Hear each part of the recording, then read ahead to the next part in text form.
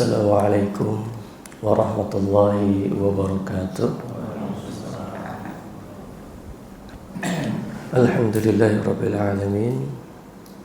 Wa bihi nasta'inu ala umurid dunya waddin. Salatan wa salaman ala nabiyina al-karim Muhammad ibn Abdullah wa ala alihi wa sahbihi ajma'in. Rabbi syrah li sadri wa yassir li amri wahlul 'uqdatam min lisani yafqahu qawli. Allahumma anfa'na bima 'allamtana wa 'allimna ma yanfa'una wa zidna 'ilma ya rabbal alamin. Saudara-saudaraku hadirin jamaah salat subuh yang berbahagia, bersyukur kita kepada Allah Subhanahu wa taala yang menjadikan malam wa ja'alna al-laila libasa, yang menjadikan malam itu sebagai pakaian penutup, menutupi aib-aib kita, menutupi kelemahan kita, dijadikan tempat untuk beristirahat, dijadikan malam hari itu sebagai tempat untuk bermunajat kepada Allah Subhanahu wa taala. Dan saudara-saudaraku yang dimuliakan oleh Allah Subhanahu wa taala, di penghujung pagi ini kita telah melewati malam dan sekarang berganti di awal-awal pagi. Ini menjadi waktu yang penuh dengan keberkahan, yang Rasulullah SAW berdoa, Allahumma barik li ummati fi bukuriha. Duhai Allah, berkahilah umatku di waktu subuh mereka, di awal-awal pagi. Maka siapapun yang mengawalinya dengan sholat subuh berjamaah, syukur-syukur kita tahajud malamnya, ya, dan juga sholat witir. Maka Rasulullah SAW gambarkan pagi harinya akan jauh lebih produktif, pagi harinya akan jauh lebih bersemangat, pagi harinya akan jauh lebih berkah. Baik, hadirin sholat subuh, ya, jamaah salat subuh rahimakumullah. Pada pertemuan sebelumnya kita telah mempelajari masalah dibag, ya, dibag. Dari 7 madhab yang ada, bisa kita simpulkan bahwa mayoritas ulama menghalalkan atau menyatakan sucinya kulit yang disamak, ya, seluruhnya ketika sudah disamak maka akan menjadi suci, ya, kecuali anjing dan babi, kulit anjing dan babi. Ini adalah pendapat Imam Syafi'i. Kemudian kalau Imam Abu Hanifah itu menambahkan kulit anjing diperbolehkan. Jadi pendapatnya kayak Imam Syafi'i ditambah kulit anjing yang diperbolehkan.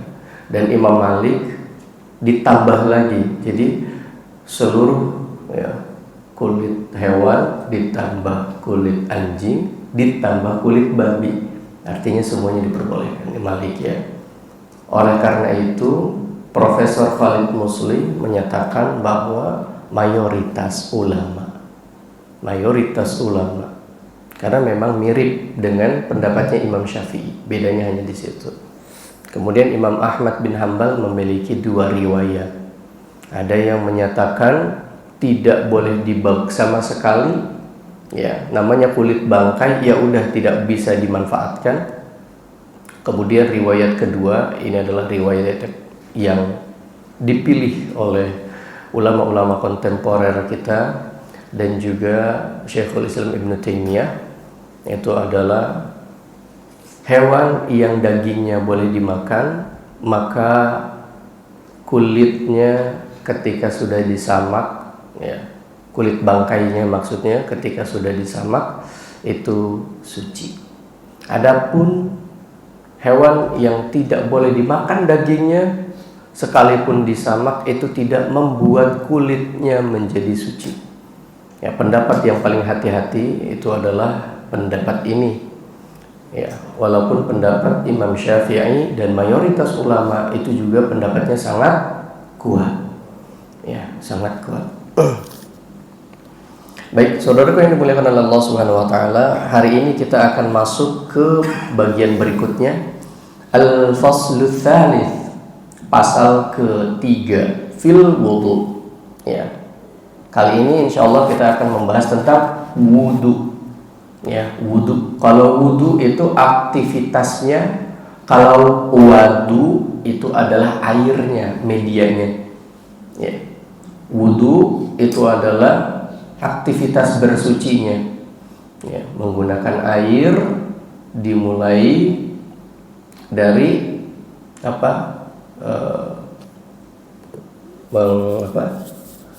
membasuh tangan, ya, diakhiri dengan membasuh kaki. Baik. Wa fihi arba'u mawadin. Di dalam pembahasan wudu ada 4 poin besar. Al-madatul ula, poin pertama adalah fi masyru'iyatil wudu wa fadlihi, yaitu dalam masyru'iyah. Nah, jadi memang ulama-ulama fikih ketika membahas sebuah ibadah pasti diawali dengan ini ada dalilnya atau enggak, masyru'iyahnya bagaimana. Di awal masalah toharoh itu beneran ada atau enggak, dibawakan dalilnya. Nah, ini masalah wudu, kemudian dibawakan dalilnya. Memang seperti itu. Ya, jadi kalau ditanya mana dalilnya, memang itu adalah budaya dari para ahli fikih. Ulama-ulama tuh seperti itu ketika membahas syariat. Ada dalilnya enggak? Ada dalilnya enggak? Dalilnya mana? Ya. Maka di sini masyru'iyatihi. Kita masuk ke dalam bab tasyri'nya. Ada enggak landasannya? Gitu. Kalau ada landasannya kita ikutin. Kalau enggak ada landasannya, nah gimana lagi? Nah, kalau enggak ada landasannya berarti ini tidak kita jalanin, gitu. Simpel ya kalau ibadah itu. Ya. Kalau ada dalilnya maka kita jalanin. Kalau enggak ada dalilnya maka kita diem, nggak ikutin, gitu ya. Karena kalau dua-duanya dijalanin, ada atau enggak ada dalil dijalanin, maka bahasan masyru'iyah ini menjadi percuma. Ngapain ngebahas masalah landasan? Toh ada atau tidak ada landasan akan dilakuin, diamalin, gitu ya. Makanya ada pembahasan masyru'iyah atau pensyariatan, landasannya apa. Mu'allif rahimahullahu ta'ala rahmatan wasi'atan, ya, berkata al-wudu'u masyru'un bil kitabi was sunnah. Ya, jadi wudu itu ada landasannya dari Al-Quran maupun dari As-Sunnah, dari hadis Nabi Muhammad SAW. Qala Allah Ta'ala, ya, Allah Subhanahu wa Ta'ala berfirman, ya ayyuhalladzina amanu, wahai orang-orang yang beriman. Ya. Maka Allah menyeru dengan seruan iman, wahai orang-orang yang beriman. Maka siapapun yang memiliki keimanan dengan melakukan hal ini, insya Allah akan mempertebal keimanannya. Itu. Ya ayyuhalladzina amanu idza qumtum ila shalah. Di sini lucu, pakainya fi'il madhi, past tense, ya. Idza qumtum, jika kalian telah selesai berdiri. Idza qumtum ila shalah. Jadi menggunakannya itu kata lampau, kata kerja lampau. Padahal harusnya secara urutan wudu dulu atau sholat dulu. Wudu atau sholat? Wudu. Ya, maka dari itu sebenarnya ya, memaknai dan menafsirkan Al-Quran itu tidak bisa semata-mata menggunakan bahasa Arab saja. Bahasa Arab memang menjadi alat, ya, menjadi alat. Tetapi dalam menafsirkan Al-Quran, menafsirkan ayat, maka yang lebih diutamakan adalah ayat dengan ayat. Kemudian menafsirkan ayat dengan hadis. Kemudian menafsirkan ayat dengan perkataan atau riwayat dari para sahabat. Itu. Kemudian barulah kita masuk ke dalam sisi bahasa. Sisi bahasa. Ya, gitu ya. Biar apa? Ini biar kita tahu bahwa bahasa Arab tuh nggak langsung ujuk-ujuk dia menjadi alat utama dalam menafsirkan Al-Quran. Idza kuntum, jika kalian telah berdiri. Maksudnya apa? Idza aradtum al-qiyam, jika kalian ingin berdiri melaksanakan sholat atau hendak mendirikan sholat. Gitu ya. Di dalam ayat yang lain juga sama. Fa idza qara'tal Qur'ana fasta'id billahi minasyaitonir rajim. Jika kamu selesai membaca Al-Qur'an. Jadi qara'ta itu past tense-nya, ya. Kata kerja lampau. Tapi yang diinginkan bukan kata kerja lampau, tapi dia adalah akan. Ya. Jika kamu hendak membaca Al-Qur'an. Nah, ini kan ayat dengan ayat. Gitu. Ya ayyuhalladzina amanu idza qumtum ila shalah, jika kalian hendak mendirikan salat, faghsilu wujuhakum, maka basuhlah wajah kalian. Inilah salah satu, nanti akan kita bahas mungkin di pertemuan yang akan datang ya. Inilah kenapa di dalam mazhab Syafi'i itu yang pertama kali ya itu adalah wajah. Coba niatnya, kalau yang membaca niat, nanti akan kita bahas nih. Niat itu dibaca atau tidak, dilafalkan atau tidak, nanti ada bahasannya. Nah, tetapi saudara-saudara kita di kalangan Syafi'iyah, kenapa mereka itu nawaitunya bukan dari awal, tapi nawaitunya pas kapan? Pas membasuh wajah. Ini dalilnya. Pendekatannya adalah awal mula dijelaskan di dalam Al-Quran itu adalah faghsilu wujuhakum, yaitu membasuh wajah. Basuhlah wajah kalian, artinya cuci tangan, kumur-kumur, memasukkan air ke hidung, semuanya sifatnya sunnah. Ini metode yang dipakai oleh Al-Imam Syafi'i. Kenapa? Karena nggak mungkin Al-Quran itu menjelaskan setengah-setengah, ya kan? Nggak mungkin Al-Quran itu menjelaskan itu basuhlah wajah kalian. Loh, kok tiba-tiba wajahnya suruh dibasuh? Kenapa nggak dari tangan? Gitu. Kalau memang itu membuat tidak sah, kenapa ujuk-ujuk langsung ke wajah? Gitu. Ya. Baik. Faghsilu wujuhakum, maka basuhlah wajah kalian. Wa aydiyakum, kemudian tangan kalian. Batasannya sampai mana? Ilal marafiqi, sampai siku. Ya. Jadi sikunya harus kena. Walaupun nanti ulama berbeda juga. Ila ini maksudnya apa nih? Gitu. Apakah harus kena juga atau tidak? Gitu. Ya. Baik. Wa aydiyakum ilal marafiqi wamsahu. Nah, kemudian basuh. Kalau tadi kan digosok. Sekarang dibasuh aja. Wamsahu biru'usikum. Dan basuhlah kepala kalian. Wa arjulakum. Nah, ini sebenarnya ada dua riwayat bacaan. Ada wa arjulakum dan ada wa arjulikum. Dua-duanya riwayatnya sah. Inilah yang membuat perbedaan di kalangan ulama.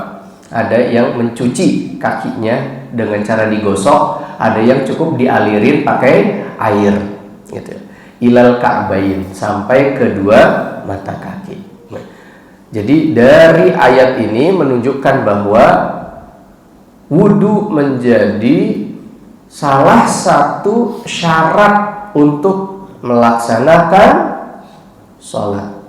Lalu yang kedua itu adalah dari sabda Nabi Muhammad SAW. Wa qala Rasulullah SAW, la tuqbalu sholatu ahadikum.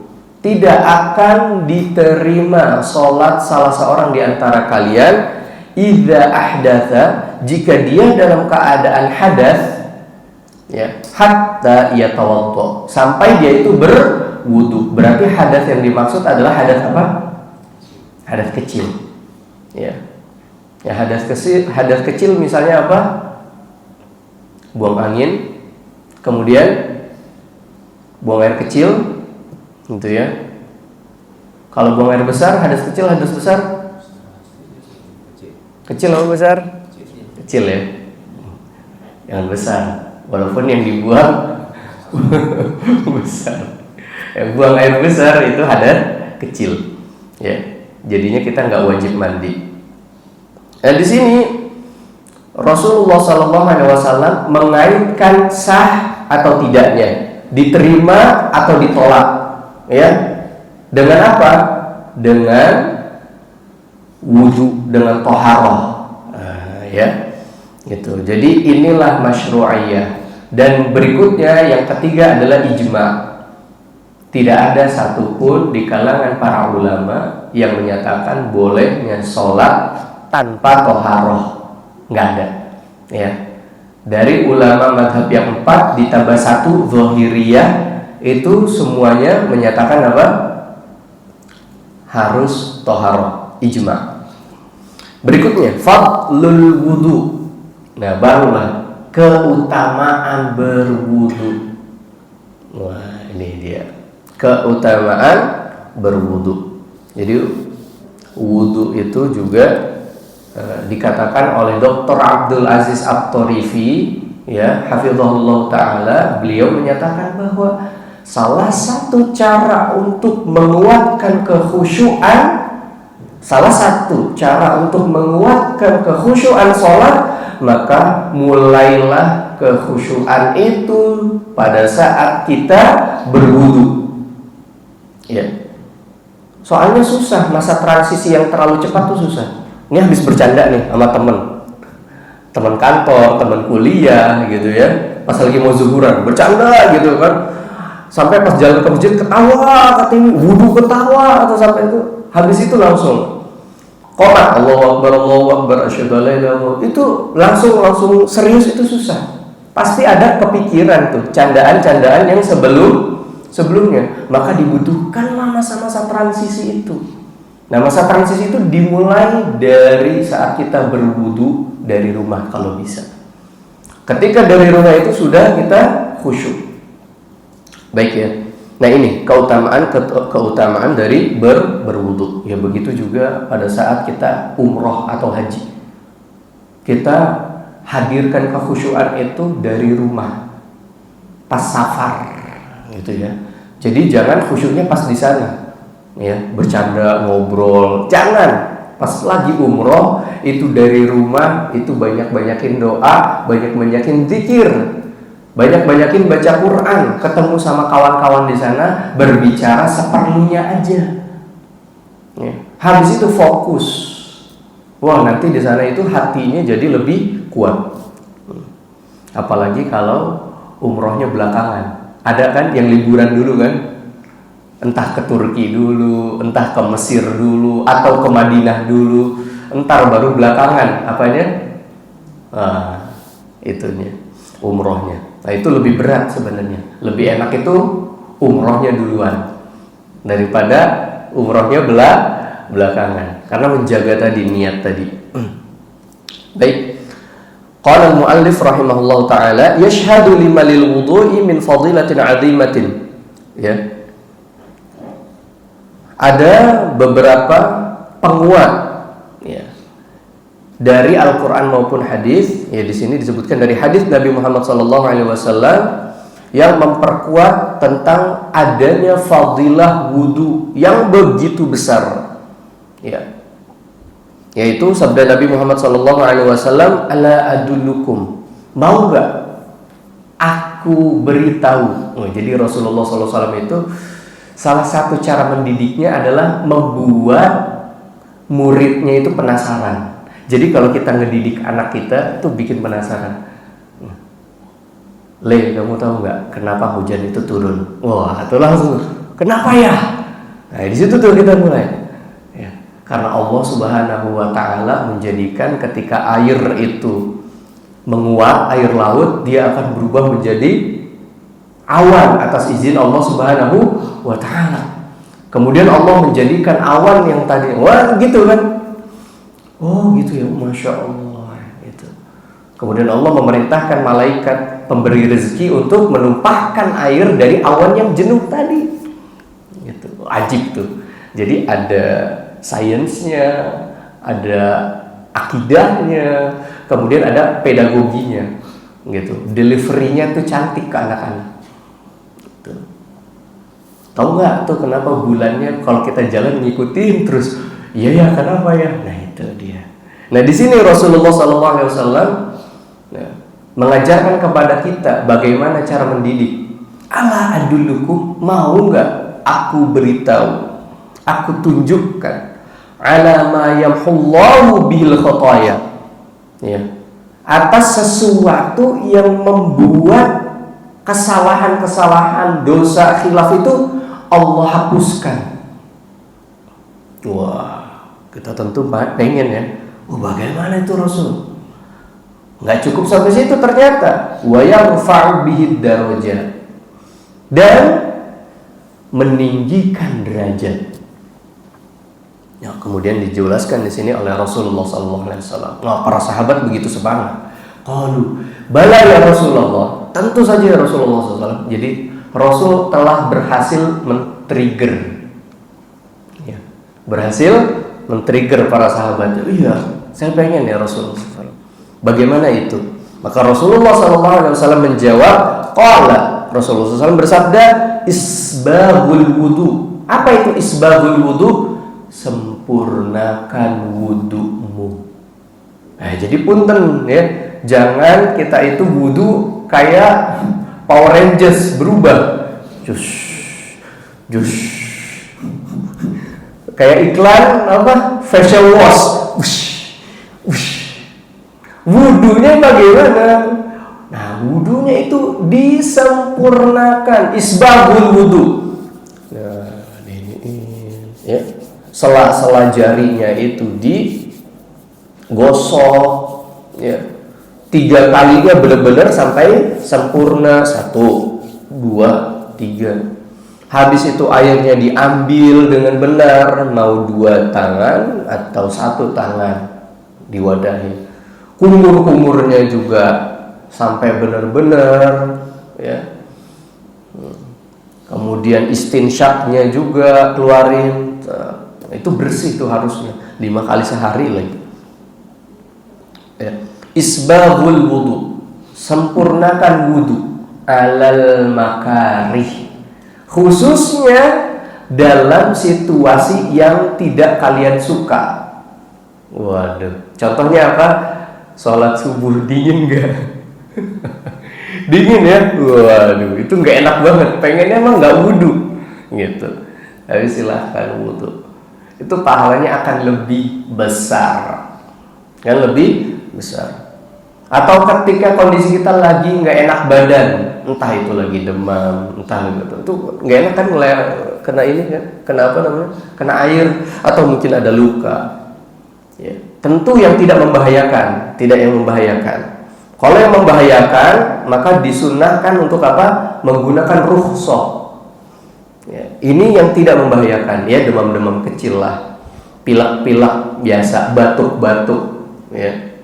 Kita masih bisa jalan, masih bisa kerja, masih bisa kesana kesini.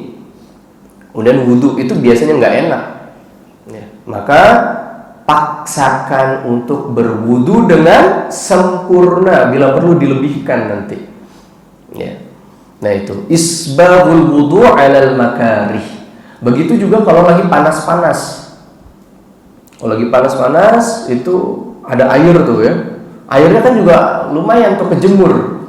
Nah inilah dalil yang dipakai oleh kalangan Hanabilah untuk apa? Membantah argumen atau membantah pendapat Al-Imam Asy-Syafi'i yang menyatakan air yang terjemur dengan matahari itu sifatnya makruh. Itu. Ini lagi panas-panas, lagi gerah, airnya panas. Itu nggak enak. Ya kalau di Indonesia nggak berasa ya. Kalau di Arab, ya itu berasa banget airnya itu ketika panas itu nggak enak. Ya kalau sekarang alhamdulillah udah ada di hotelnya itu ya pendinginnya. Ya. Kalau zaman dulu mah enggak. Ya benar-benar tuh air panas tuh. Kadang bisa di atas 50 derajat. Ya. Dikit lagi bisa buat nyeduh kopi teh. Ya.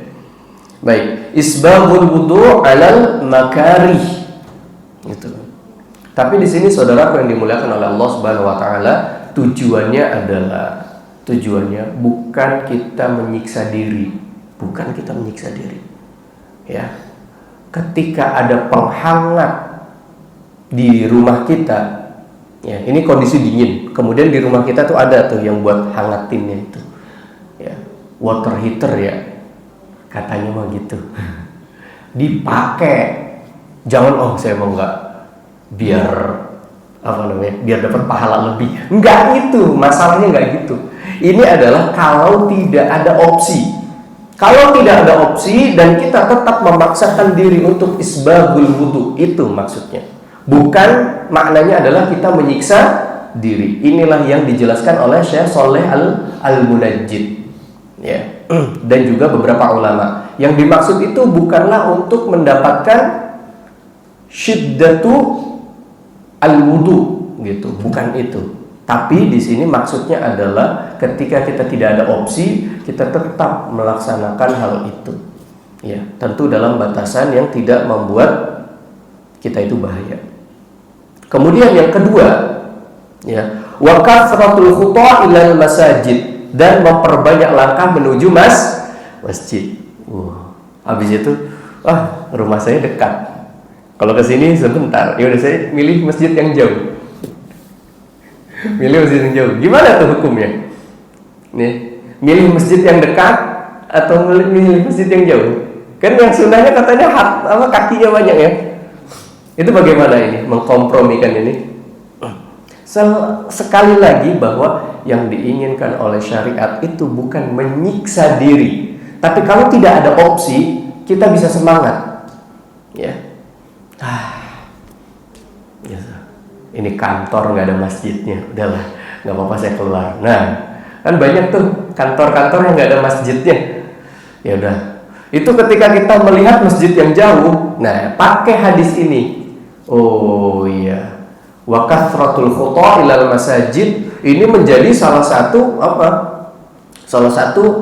menjadi booster dari pahala, sehingga pahala kita menjadi berkali-kali lipat, nambah besar gitu. Wa kasratul khuta ilal masajid, maknanya jangan diartikan secara tekstual ya. Maka di sini ada pembahasan mana yang terbaik, milih masjid yang jauh dan dia jamaahnya banyak, atau masjid yang dekat jamaahnya sedikit.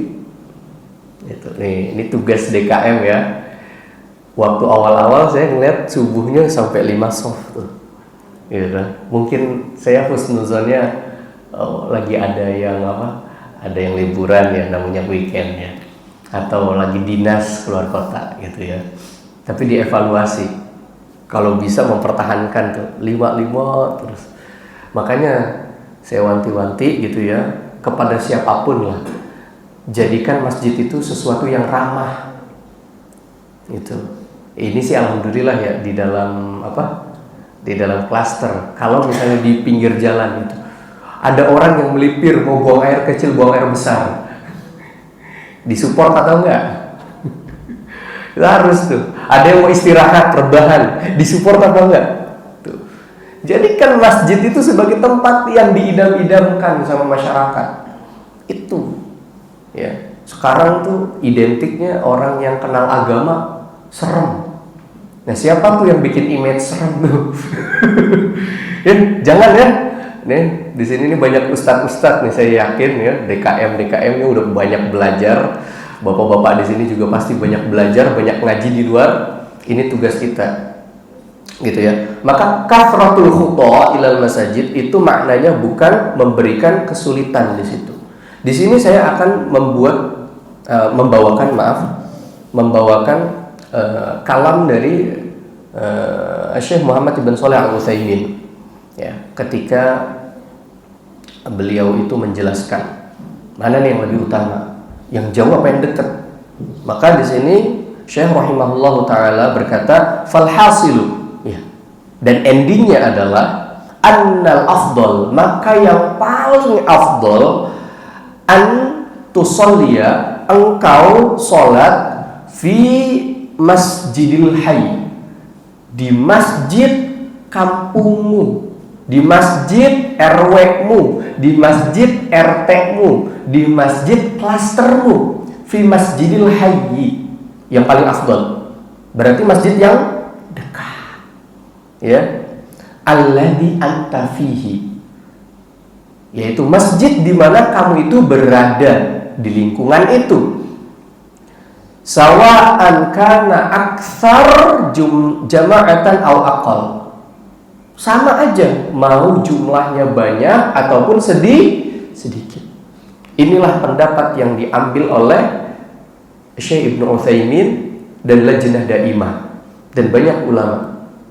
Jadi ketika dilihat mana yang jauh atau yang dekat, maka yang dekatlah yang kita makmurkan. Itu. Apalagi kondisinya kalau masjid itu nggak ada jamaahnya. Entar ustadznya yang ada, ustadznya yang komat, ustadznya jadi imam dan ustadznya jadi makmum. Ya, sendirian aja tuh. Ya, itulah. Maka dari itu pendapat yang mendekati kebenaran di dalam mazhab Syafi'i untuk masalah sholat berjamaah itu bukan sunnah, tetapi fardu kifayah, sebagaimana yang dikuatkan oleh Al-Imam Al-Khatib Asy-Syirbini rahimahullah ta'ala di dalam kitab beliau Al-Iqna'. Ya. Dan pendapat ini jauh lebih dekat kepada kebenaran.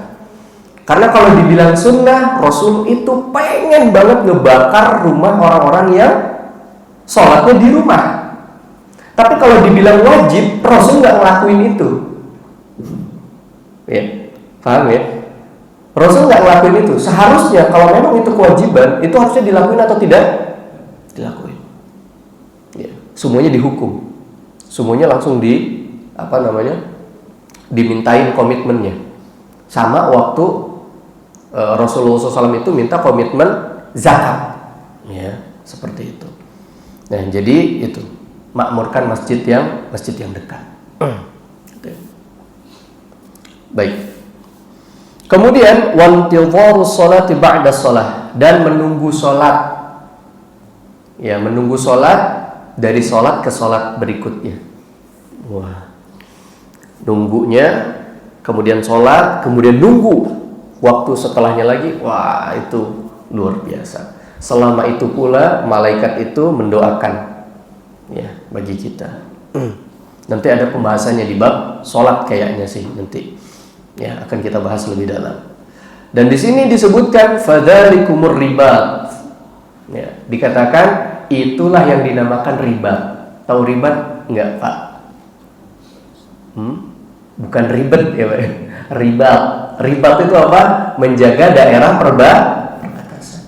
Orang yang menjaga daerah perbatasan itu matanya tidak disentuh oleh api neraka. Ya, orang di situ kan siaga, jaga-jaga gitu kan. Nah, makanya tuh kita doakan, ya, para TNI ya, TNI kita yang ada di perbatasan. Semoga Allah Subhanahu wa taala memberikan keselamatan, menjaga mereka, menjaga keluarga mereka, dan menerima segala amal ibadah itu di sisi Allah Subhanahu wa taala. Itu mempertaruhkan nyawa tuh di situ. Riba. Nah, kita kan nggak bisa kayak gitu. Ya kan? Kalau kita punya kerjaan, ya, kita juga belum dilatih. Tapi kita pengen punya pahala riba. Gimana caranya? Nah, ini bisa menggunakan salah satu dari 3 cara tadi. Ya. Bisa dengan isbabul wudu, yaitu menyempurnakan wudu di dalam segala kondisi. Atau yang kedua, dengan memperbanyak langkah menuju masjid. Artinya apa? Ya, baik kita itu sehat maupun sakit, ya, selagi kita bisa berjalan ke masjid, maka sholat di masjid. Atau yang ketiga, ya, senang lama-lama di masjid untuk menunggu waktu sholat. Fadzalikumur riba. Nah, maka itulah riba. Dan di dalam riwayat yang lain disebutkan sampai 3 kali. Fadzalikumur riba, fadzalikumur riba, fadzalikumur riba.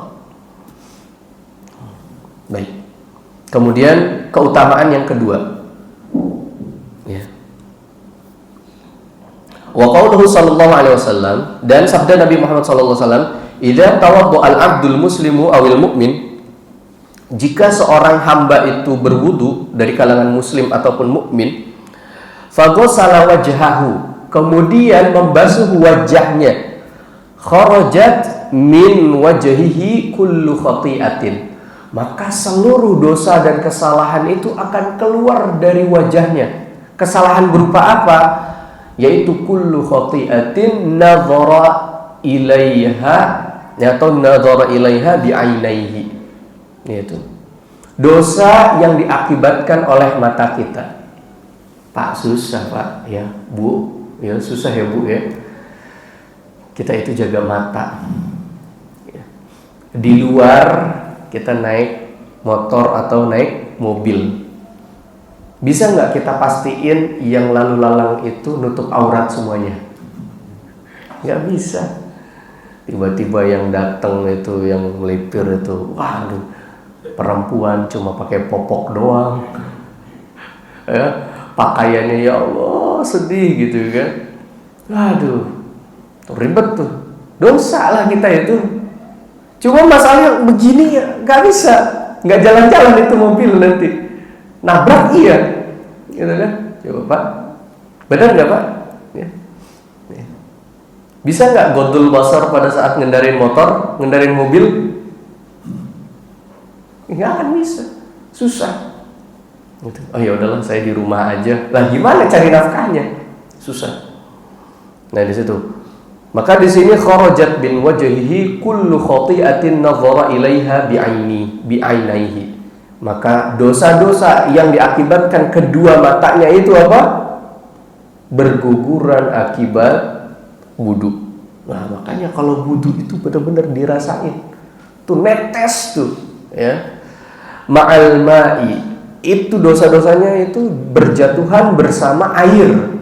Au ma'a akhiri qatril ma, atau ya, sampai tetesan terakhir dari wudhu kita. Netes.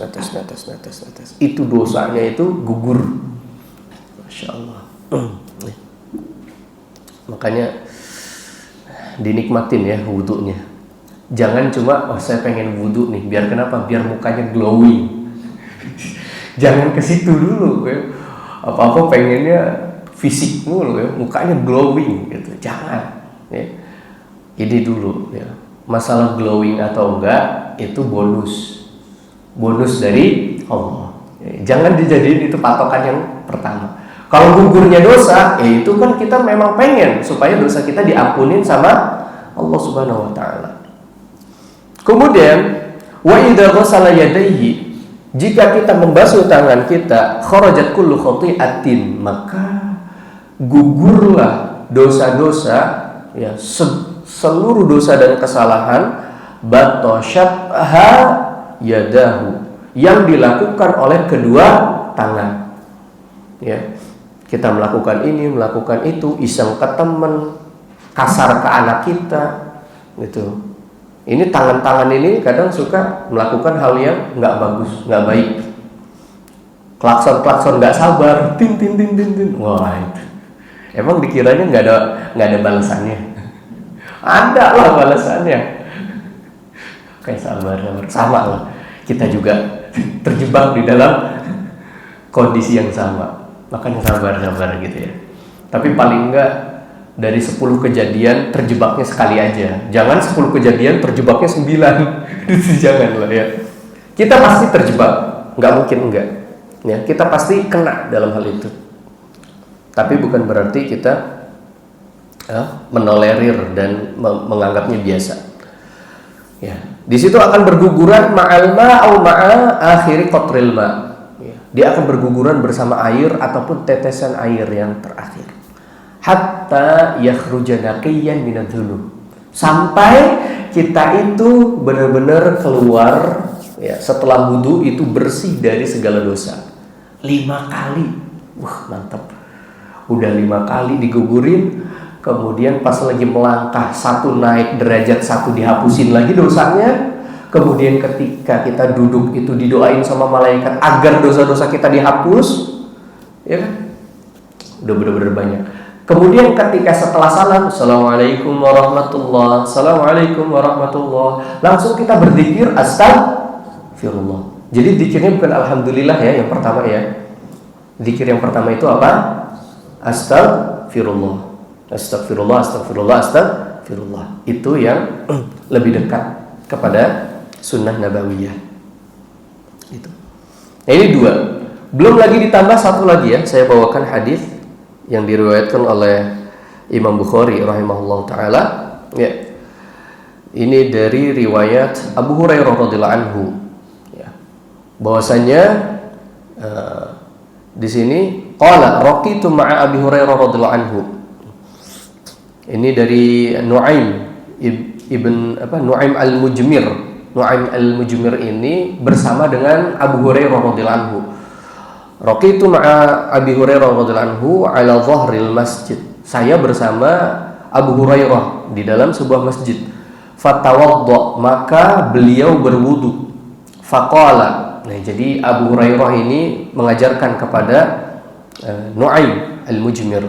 Faqala inni sami'tu Nabi sallallahu alaihi wasallam. Sesungguhnya aku itu mendengar langsung dari Nabi Muhammad sallallahu alaihi wasallam yaqulu, bahwasanya beliau itu bersabda, inna ummati yud'auna yaumal qiyamah ghurran muhajjalina min atharil wudu. Sesungguhnya umatku nanti dikenali, dipanggil berdasarkan apa? Ya, dikenali, dipanggil karena ada tanda wajah yang berseri-seri, wajah yang bersinar. Nah, glowingnya jangan di dunia aja. Glowingnya justru yang kita inginkan adalah di akhirat. Ya, tapi ini bukan glow in the dark. Bukan. Dan benar-benar mukanya bercahaya. Ghurran muhajjalina. Gara-gara apa? Min atharil wudu, dari bekas-bekas wudu. Ya, makanya itu di dalam riwayat Abu Hurairah itu wudunya sampai hampir menyentuh ketiak. Ya. Sampai yang kaki itu menyentuh betis. Gitu. Kenapa? Biar yang bercahaya itu lebih banyak. Gitu. Ya. Tapi jangan berlebihan. Sesuatu yang berlebihan nggak bagus. Dia mandi gitu. Enggak gitu. Wudu, tetap wudu. Ada batasan maksimalnya. Nah, di sini dikatakan ya. Maka Rasulullah SAW melanjutkan ya, faman istata'a minkum an yutila ghurratahu falyaf'al. Maka siapapun di antara kalian yang mampu untuk memperpanjang ya bekas-bekas wudunya agar bersinar, maka lakukanlah. Makanya jangan cuma sampai siku. Ya, saya panjangin. Gitu. Jangan cuma pas di mata kaki, panjangin lagi sampai sebetis. Kecuali kita lagi memakai pakaian yang memang agak susah. Misalnya ke kantor, lagi pakai kemeja atau batik. dilipat kan lumayan tuh, susah. Ya itu nggak apa-apa lah. Tapi kalau lagi di rumah, lagi pakai pakaian yang longgar, itu silahkan. Fal yaf'al, maka lakukanlah. Itu ya. Biar kita tampak bersinar dan berseri-seri. Nah, ini adalah keutamaan berwudu. Ya, keutamaan berwudu dari mulai masyru'iyah kemudian fadilahnya. Ya, mungkin kita cukupkan untuk subuh kali ini kita bahasan masyru'iyah dan fadail. Mungkin jika ada yang ingin ditambahkan atau ada didiskusikan atau ditanyakan, silahkan. Wallahu taala a'lam bishawab. Ya, mangga. Silakan. Hukumnya gimana ya Pak, setelah wudhu itu kita mengelap pakai anduk gitu? Baik. Bagaimana nih hukumnya? Kalau setelah wudhu itu langsung kita elap. Di sini tidak ada dalil yang menganulir hal itu. Jadi dia menetes keluar bersama apa? Bersama air wudhu. Bukan berarti kalau kita elap dia nggak ada yang netes. Bukan masalahnya dinetes atau tidak. Tetapi adalah air yang memang membasahi anggota wudhu. Maka selagi air itu membasahi anggota wudhu lalu kita elap, itu bukan berarti kita sedang menghapus ampunan Allah Subhanahu wa ta'ala. Ya. Karena tidak bisa kita artikan secara harfiah. Karena makna yang terkandung di dalamnya itu adalah bahwa dengan berwudu dosa-dosa kita yang dilakukan oleh anggota tubuh kita itu akan berguguran. Ya. Dibiarkan ataupun dielap, itu sama. Jadi itu makna yang terkandung di dalam hadis tersebut. Wallahu a'lam bishawab. Ya. Ada lagi? Ya.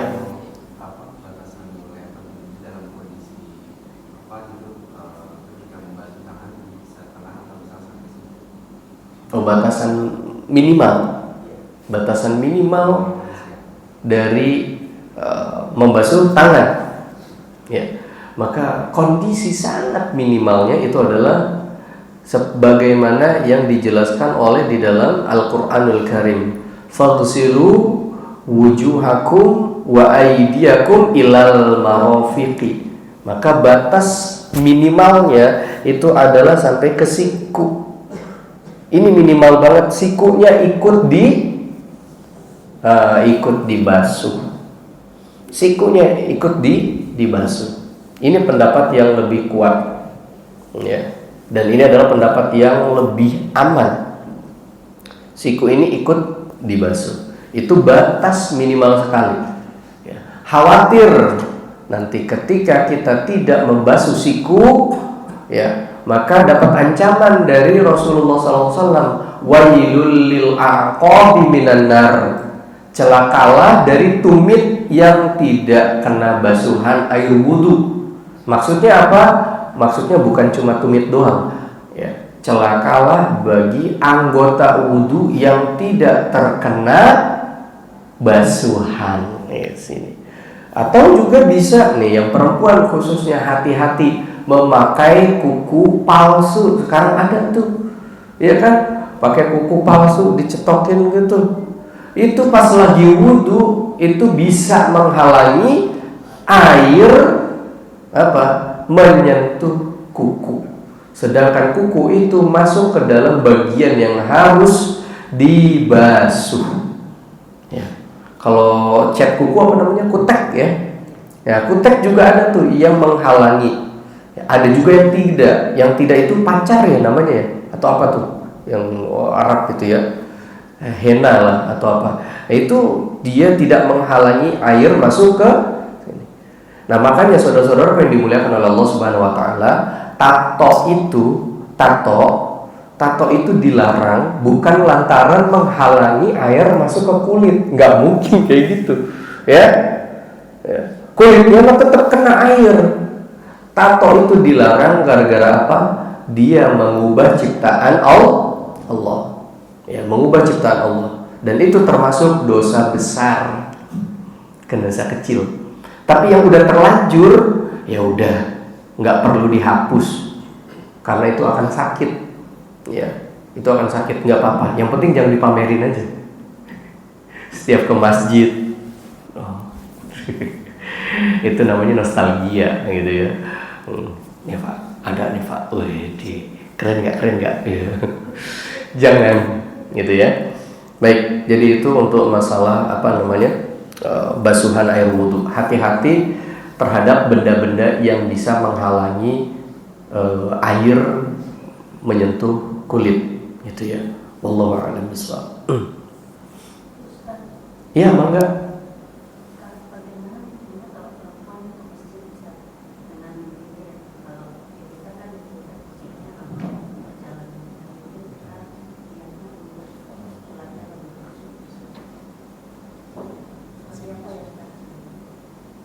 Ya, punten sebentar. Akan dibawakan mic-nya ke atas. Punten ya Bu ya. Baik.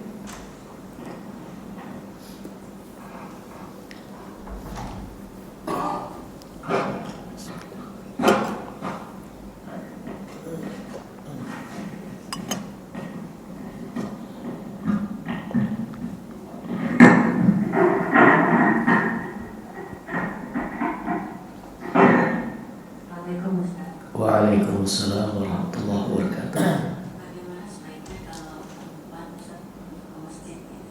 Kalau tadi kan datang ke masjid, tapi kalau perempuan seperti apa? Misalnya kita mau sholat ke masjid, tapi kita mungkin pertimbangannya adalah bahwa masjidnya dekat, jadi aman gitu. Terus kemudian bahwa kita lebih, kalau sholat ke masjid itu juga lebih khusyuk karena mungkin bacaannya kita mendengarnya senang gitu. Apakah memang harus seperti baik di rumah atau di masjid? Terima kasih. Ya, sama-sama. Baik, bagaimana perempuan yang mau sholat ke masjid? Maka perempuan yang mau sholat ke masjid itu jangan dilarang. La yamna'unna, ya. Janganlah sekali-kali kalian itu melarang nisa'akum, ya, wanita-wanita kalian untuk mendatangi masjid. Itu kalau mau. Karena memang ketika kita itu bareng-bareng ya, berjamaah, itu ada giroh atau semangat itu ya. Maka kita sebagai suami misalnya itu tidak boleh melarang istri kita selagi memang terbebas dari fitnah itu. Hanya saja sholatnya perempuan itu di rumah itu lebih baik, pahalanya jauh lebih besar ya. Kalau laki-laki dapat 27 derajat, dapat 25 derajat, ya kan? Itu ketika sholat di masjid, maka perempuan bisa mendapatkan pahala itu jika sholat di rumah. Nah, sholatnya seseorang itu di rumahnya itu lebih bagus ya. Dan sholatnya perempuan itu di dalam kamarnya itu jauh lebih bagus. Dan sholatnya perempuan di tempat khusus di dalam kamarnya itu jauh lebih bagus lagi. Jadi semakin apa? Dia semakin spesifik, makin dalam, makin tersembunyi. Tuan putrinya dijagain, gitu. Makanya saudara-saudara yang dimuliakan oleh Allah Subhanahu Wa Taala, ketika kita umroh atau kita haji, perempuan itu sholatnya lebih bagus di mana? Di hotel atau di masjid? Wah, ini Masjid Nabawi Ustaz, beda. Nah, kita tanya lagi, Nabi Muhammad waktu itu bersabda di Cibubur apalagi di Madinah? Bersabda demikian itu di mana? Sholatnya perempuan itu lebih baik di rumahnya daripada di masjid. Itu Nabi Muhammad SAW itu bersabda di mana? Di Madinah, ya, di Haramain, gitu. Mau itu Madinah ataupun di Mekah, maka sholatnya lebih baik di mana? Di hotel. Itu lebih bagus untuk perempuan. Tapi ketika perempuan mau sholat di masjid, lah sayang, jauh-jauh ke sana, nggak sempat nyicipin sholat di Masjidil Haram, nggak sempat nyicipin sholat di Masjid Nabawi. Maka laki-lakinya jangan, atau suaminya jangan melarang. Kita bawa tuh, ya. Dan pahalanya tetap dapat 1.000 juga. Dapat 1.000 juga di Masjid Nabawi. Kemudian di Masjidil Haram juga dapat 100.000 gitu. Cuma apa? Ya tadi itu, ketika mereka sholatnya di hotel itu lebih bagus. Makanya boleh sholat sehari atau 2 hari. Misalnya kita di sana seminggu, sehari 2 hari kita lakuin sholat itu di masjid, biar pengen tahu subuhnya kayak gimana, zuhurnya kayak gimana, asarnya kayak gimana, maghribnya kayak gimana. Itu kita lakuin tuh isyanya kayak gimana. Itu di Masjid Nabawi ataupun di Masjidil Haram. Ketika udah tahu suasananya, vibes-nya seperti apa, balik di hotel. Sholatnya di mana? Di hotel. Itu lebih bagus buat perempuan. Jadi gitu ya. Kalau laki-laki kebalikannya, jangan di hotel, sayang ya. Kalau udah nyampe sana, banyakin di mana? Masjid gitu. Allahu a'lam bishawab. Jadi boleh ya Bu ya, silakan untuk melaksanakan sholat di masjid, dan itu tidak tercela dan tidak dimakruhkan. Ya, tidak makruh dan juga tidak tercela. Wallahu a'lam bishawab. Ada lagi? Oh iya, Bang. Wah, menyambung tadi pertanyaan soal membasuh tangan. Terus bagaimana kalau membasuh sela-sela kaki ketika nanti kita sudah lanjut usia, itu kan agak susah ya Pak? Sekarang udah susah. Udah mulai itu asam urat, encok. Allahu Akbar. Baik, saudara-saudara yang dimuliakan oleh Allah Subhanahu Wa Taala, menyeka atau menyela-nyela jari, baik itu jari tangan ataupun jari kaki, atau menyela jenggot bagi yang memiliki jenggot yang lebat, hukumnya sunnah. Dia tidak menjadi kewajiban. Ya, kita hanya memastikan air itu membasahi anggota wudu kita. Hanya itu aja. Ya, dan di bagian kaki kita hanya memastikan kita memijit-mijit, menggosok-gosok secara umum, secara global. Nah, adapun menggosoknya itu biasanya menggunakan kelingking ya, gitu kan? Menggunakan kelingking itu kategorinya sunnah. Nanti akan kita bahas dalam pertemuan selanjutnya bagaimana tuh caranya. Itu ya hukumnya sunnah. Gitu. Jadi kalaupun kita tidak sanggup untuk mengerjakannya, insya Allah tetap wudu kita sah. Ya, gitu. Wallahu a'lam bishawab. Baik. Khair? Cukup? Alhamdulillah. Saudara-saudaraku yang dimuliakan oleh Allah Subhanahu wa taala, mungkin kiranya ini yang bisa kami sampaikan. Mudah-mudahan yang sedikit ini bermanfaat untuk kita semua, dan kalau bisa kita juga menjaga wudu, ya, menjaga wudu itu juga luar biasa. Ketika kita itu menjaga wudu, dan menjaga wudu bukan berarti ketika kita mau buang air kecil, buang air besar ditahan atau buang angin. Natural aja, alami, biarkan dia berhembus, menyebar ke segala arah. Habis itu kita ke kamar kecil atau ke toilet, kemudian berwudu di sana. Jadi itu yang namanya memperpanjang wudu atau menjaga wudu. Bukan berarti kita menjaga agar tidak buang angin ataupun buang air kecil dan buang air besar.